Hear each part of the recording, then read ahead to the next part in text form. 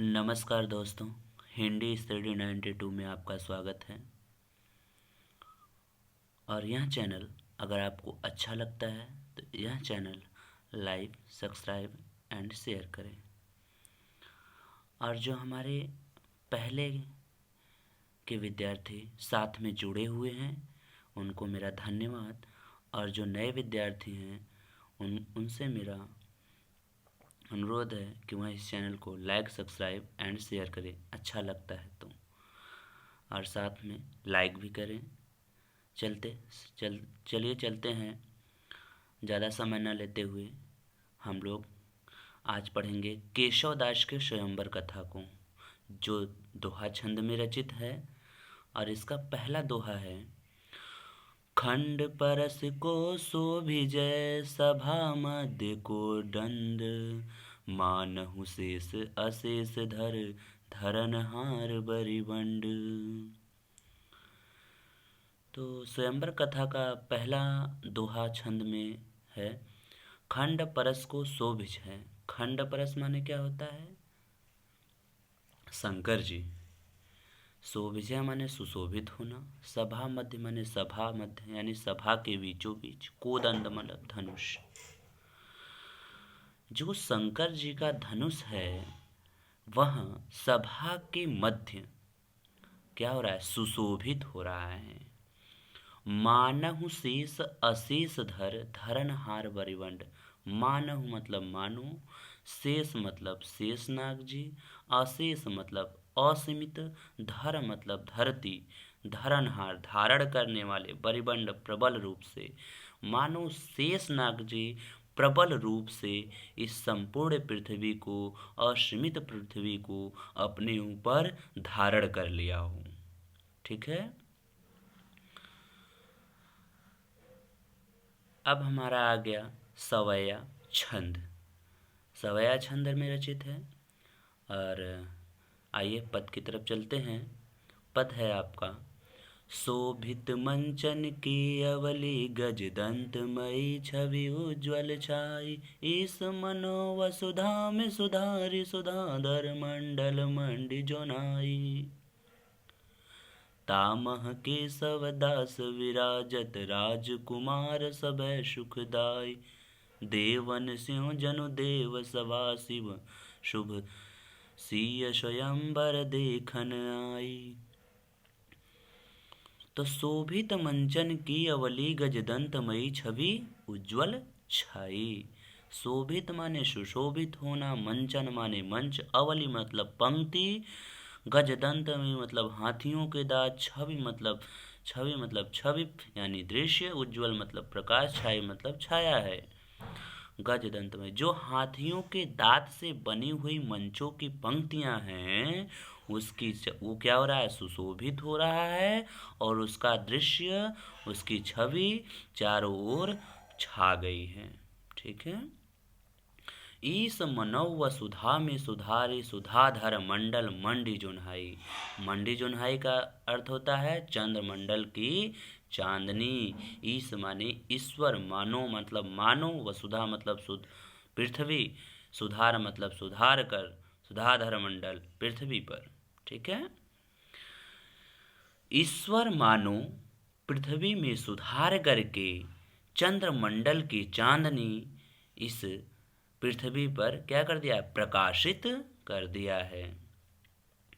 तामह केशव दास विराजत राजकुमार सभय सुख दाई। तामह माने उसमें, केशव दास माने केशव दास जी कहते हैं कि उसमें जितने भी राजकुमार विराजमान हैं सभी क्या करने वाले हैं? सुख प्रदान करने वाले हैं।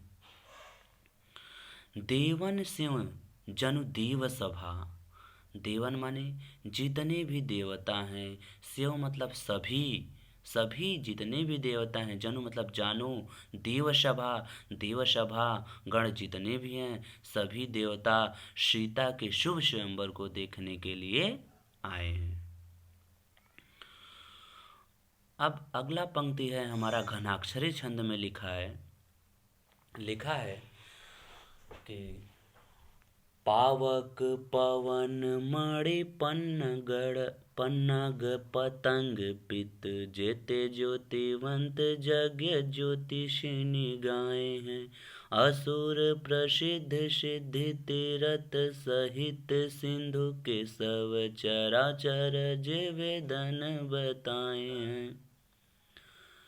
अजर अमर अज अंगी अवनंगी सब वर्णि सुनावऊं। आओ ऐसे कौन गुण पाए हैं। सीता के स्वयंवर को रूप अवलोकी बैको भूपन को रूप धर विश्व रूप आए हैं। तो पावक पवन मणि पन्नग पतंग पित्त। पावक माने आग, पवन मतलब वायु, मणि पन्नग माने मणियों को धारण करने वाले सर्प, पतंग मीन्स पक्षी, पित्त माने होता है पूर्वज।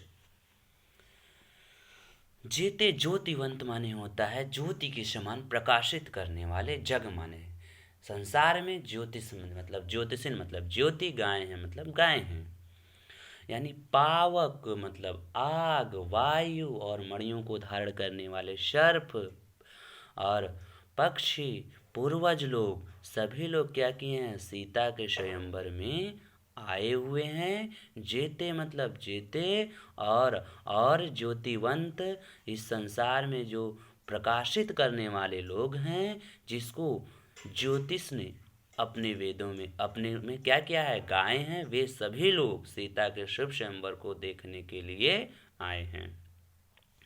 असुर प्रसिद्ध सिद्धि तीरथ सहित सिंधु। असुर माने होता है राक्षस, प्रसिद्ध माने होता है प्रसिद्ध लोग, सिद्ध मतलब होता है सिद्ध लोग, तीरथ मतलब तीरथ जो तीरथ करने वाले हैं, सहित मतलब उसके साथ में, सिंधु मतलब सागर, केशव चराचर, चराचर मतलब चर और अचर। केशवदास जी कहते हैं कि चर और अचर जो वेदों में बताए गए हैं, वे सभी लोग सीता के शुभ स्वयंवर को देखने के लिए आए हैं। अजर अमर अज अंगी और अनंगी सब। अजर माने जो कभी न बूढ़ा हो, अमर मतलब जो कभी नहीं मरता है, अज मतलब जो अजन्मा है, अंगी मतलब शरीरधारी, और नंगी मतलब जो बिना शरीर धारण किए, वे सभी लोग क्या किए हैं, सीता के शुभ स्वयंवर को देखने के लिए आए हैं। और वर्णि सुनावे ऐसे कौन गुण पाए हैं। जो इन सब का, ऐसा कौन कवि है जो इन सब का वर्णन करके सुना सकता है, ऐसा कौन गुण पाए हैं, ऐसा कौन कवि है। सीता के स्वयंवर को रूप अवलोकी बैको। सीता के स्वयंवर के रूप को अवलोकिबे को मतलब देखने के लिए भूपन को रूप धरे विश्व रूप आए हैं। विश्व में जितने भी रूपधारी हैं, सभी लोग क्या भूपन माने राजा का रूप पकड़ करके आए हुए हैं।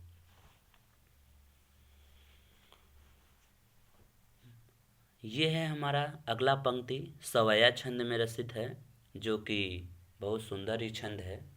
लिखा है, सातहूँ दीपन के अवनी पतिहारी रहे जिय में जब जाने।